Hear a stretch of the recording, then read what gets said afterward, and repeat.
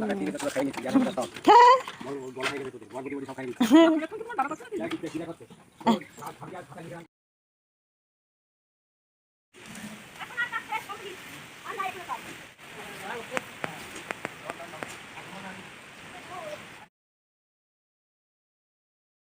Everyone, good morning. আরও একটি নতুন ভিডিওতে তোমাদেরকে স্বাগত জানাই। তোমরা সবাই কেমন আছো? আশা করছি সবাই ভালো আছো, সুস্থ আছো, আর আমরাও ভালো আছি। এখন সকাল 6টা বাজে। আজকের ব্লগটা আমি এখন থেকেই শুরু করছি। তোমরা পুরো ভিডিওটা প্রথম থেকে শেষ পর্যন্ত দেখতে থাকো, আশা করছি ভালো লাগবে। ঘুম থেকে উঠে বাসি কাজকর্ম যা ছিল সব হয়ে গেছে।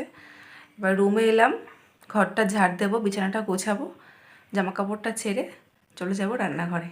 তো চলো, বেশি বকবক করছি না, তোমাদের সঙ্গে আবার পরে কথা হবে। তোমরা পুরো ভিডিওটা কন্টিনিউ করো। চলো, টাটা। এবার আমি ঝটাপট বিছানাটা গুছিয়ে নিয়ে ঘর ঝাড় দিয়ে নেব, তারপর চলে যাব রান্নাঘরে। আজকে কাজের প্রচণ্ড চাপ, কারণ বাড়িতে আজ ধান ঝাড়া হচ্ছে, সেই জন্যই কাজের চাপটা একটু বেশি। তাড়াতাড়ি করে রান্নাবান্নাও করতে হবে। তো বন্ধুরা, তোমাদের সঙ্গে আমি সবটাই শেয়ার করব, তোমরা পুরো ভিডিওটা দেখতে থাকো। বিছানা গোছানো আমার হয়ে গেছে, এবার আমি ঘরটা ঝাড় দিয়ে পরিষ্কার করে নেব। আমার যেন মনে হয় যে যদি বিছানাটা টিপটপ করে গোছানো থাকে, ঘর পরিষ্কার থাকে, তাহলে একটা আলাদা শান্তি লাগে। এই দেখো, আমার বিছানা গোছানো হয়ে গেছে, ঘরটা ঝাড় দিয়ে নিয়েছি। সকালের কাজকর্ম মোটামুটি প্রায় সবই আমার হয়ে গেছে। এবার কিছু একটা খেয়ে নেব। এখানে আমি একটু ছাতু গুলিয়ে নিচ্ছি, এটাই খাবো।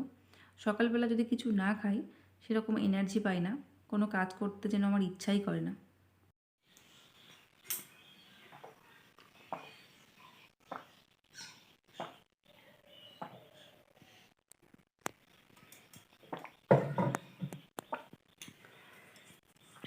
সকালবেলার অবস্থা দেখো, 7টা বাজে, এখনই এই অবস্থা। সেই শনিবার থেকে শুনছি বৃষ্টি হবে, বৃষ্টি হবে, বৃষ্টি হবে। সমস্ত কাজকর্ম গোছানো হচ্ছে, কিন্তু বৃষ্টির আর নাম নেই। প্রত্যেক দিন যখন ঘুমাতে যাই, ভাবি যে যখন ঘুম থেকে উঠবো দেখবো যে বৃষ্টি হচ্ছে ঝমঝম করে, যেহেতু খবর রয়েছে, কিন্তু বৃষ্টির কোনো নাম গন্ধ নেই। তো চলো, হালকা একটু টিফিন হলো, রান্নাবান্না করতে হবে তো। চলো, তোমাদের সঙ্গে আবার পরে কথা হবে। এখন আমি চলে এসেছি আমাদের সবজি বাগানে শাক সবজি তুলতে। আমি এখানে পুঁই শাক কেটে নিচ্ছি। বাড়িতে এখন কাজের এত চাপ, ধান কাটা, ধান গোছানো, এইসবের জন্য বাবা ঠিকমতো বাজারে যাওয়ার সময়ই পাচ্ছে না। বাড়িতে আলু পেঁয়াজ কিছুই নেই। যদিও আমাদের বাড়িতে শাকসবজি প্রায় সবই আছে, সেই জন্যই সেরকম অসুবিধা হচ্ছে না। এখানে আমি পুঁই শাকটা কেটে নিচ্ছি, পুঁই শাক রান্না হবে। দেখেছো বন্ধুরা, বাড়িতে শাকসবজি থাকার কত সুবিধা। এই যে বাড়িতে এগুলো রয়েছে বলে আমি এখান থেকে নিয়ে গিয়ে রান্না করতে পারছি। যদি না থাকতো, বাবাকে কিন্তু সেই পড়ি মরি করে ছুটতেই হতো বাজারে, কারণ খেতে গেলে তো বাজার করতেই হবে, তাই না? দেখো বন্ধুরা, পুঁই শাকের ডগাগুলো কি মোটা মোটা, দেখেই খেতে ইচ্ছা করছে, তাই না বলো? পুঁই শাকটা দেখো কত সুন্দর, পুরো সতেজ আর তরতাজা। আমি এখানে তরকারি কাটতে বসে গেছি।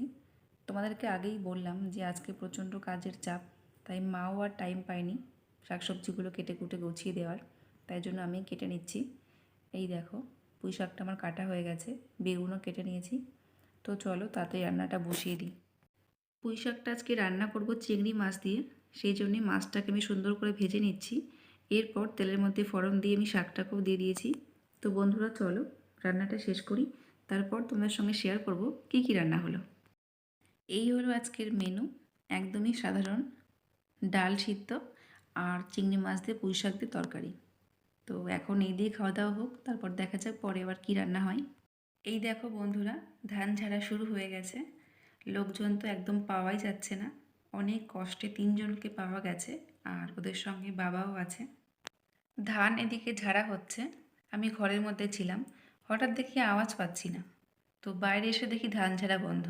কি হয়েছে? মেশিন খারাপ হয়ে গেছে। কীরকম বিপদ একবার ভাবো, এমনিতেই লোকজন পাওয়া যাচ্ছে না, তার উপরে মেশিনটাই গেল খারাপ হয়ে। বাবা এখানে দেখছিল যে কোথায় খারাপ হলো, তারপর দেখে যে এখানে ঝাড়াই থেকে খুলে গেছে। এই দেখো কী অবস্থা একবার ভাবো। এখন তো ওই লোকজনরা আমাদের জন্য বসে থাকবে না বলো, কখন মেশিন ঠিক হবে, কখন ঝাড়া হবে। মেশিনটাকে ওনারা ভ্যানের উপর তুলে দিচ্ছে, বাবা এখন যাবে ঠিক করতে। কখন ঠিক হবে, কখন ধান ঝাড়া হবে, আমি তো কিচ্ছু বুঝতে পারছি না। যাই হোক, ভগবান আছে, অল্পের উপর দিয়ে গেছে। বাবা মেশিনটা ঝালাই করে নিয়ে চলে এসেছে। ধান ঝাড়াও শুরু হয়ে গেছে। খুব বেশি ধান আর নেই, অল্প কটাই আছে, আর বেশিক্ষণ সময় লাগবে না। আমি এখানে ওনাদের সবার জন্য শরবত তৈরি করছি। এই যে রোদ গরম, আর ধানের কাজে না আরও বেশি গরম লাগে, বেশি কষ্ট। যেমন আমাদের গরম লাগে, গরম তো ওনাদেরও লাগে, তাই না? সবার জন্য শরবতটা তৈরি করছি। তাছাড়া বাবাও অনেকক্ষণ থেকে আমার মাথা খারাপ করে দিচ্ছে, শরবত তৈরি করো, শরবত তৈরি করো। শরবতটা আমার হয়ে গেছে, এবার আমি সবাইকে দিয়ে দেবো।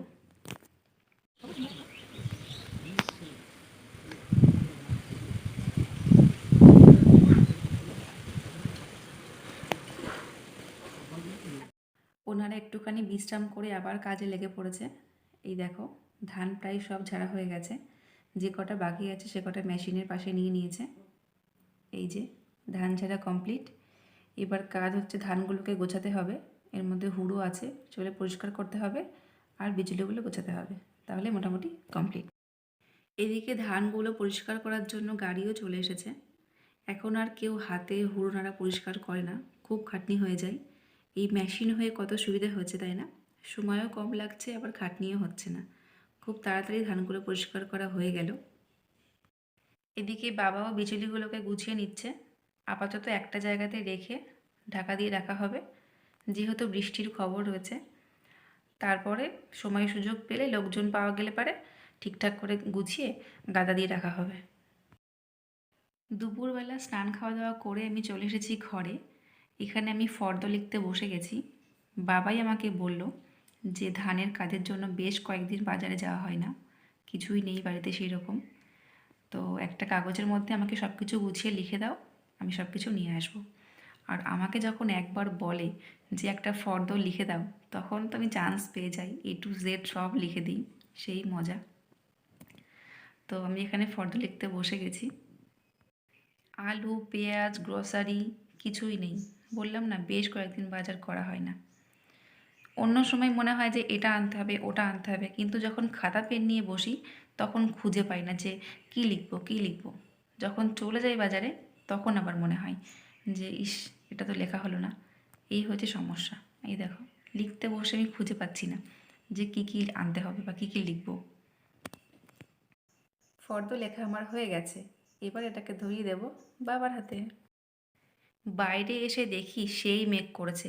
এদিকে ধান রয়েছে উঠানে, ওই তখন গাড়িতে পরিষ্কার করে দিয়ে গেল, তোলা হয়নি। তো মা দিদি এখানে তাড়াহুড়ো করে গোলার মধ্যে তুলছে। দেখো কি পরিমাণে মেঘ করেছে, পুরো কালো হয়ে গেছে চারিদিকটা। বৃষ্টিটা হলে না ভালোই হবে, জানো তো, কবে থেকে হাঁ করে বসে আছি যে একটু বৃষ্টি হবে, ওয়েদারটা ঠান্ডা হবে। যদিও এখন মাঠের প্রায় সবার ধান গোছানো হয়ে গেছে, 99% সবারই হয়ে গেছে। খুব কম দু একজনের বাকি আছে। দেখো কীরকম কালবৈশাখী ঝড় উঠেছে, বৃষ্টি মনে হচ্ছে আজকে হবে। আমার ফর্দ লেখাটাই পুরো বেকার হলো। এত ঝড় বৃষ্টি, বাবা আর বাজারে যেতেই পারলো না। তো চাল দিয়ে ডাল দিয়ে এখন হবে খিচুড়ি। তার জন্য এখানে আমি মাপ মতো চাল আর ডাল নিয়ে নিচ্ছি। চাল নিলাম 1.5 বাটি, আর হাফ বাটি দেবো মুগের ডাল, হাফ বাটি দেবো মটরের ডাল। মটরের ডালটা আমাদের বাড়ির, তার জন্যে সাইজটা একটু ছোট। তো রাত্রেবেলা এখন খিচুড়িই হবে। খিচুড়িটা আজকে আমি তৈরি করব প্রেশার কুকারে, তাড়াতাড়ি হয়ে যাবে। চাল ডাল ধুয়ে আমি দিয়ে দিচ্ছি, আর পরে মশলাটা ভেজে আমি খিচুড়ির মধ্যে অ্যাড করে দেবো। ডিমের অমলেটও হয়ে গেছে। এই দেখো বন্ধুরা, এই ঠান্ডা ঠান্ডা ওয়েদারে খিচুড়ি আমাদের রেডি।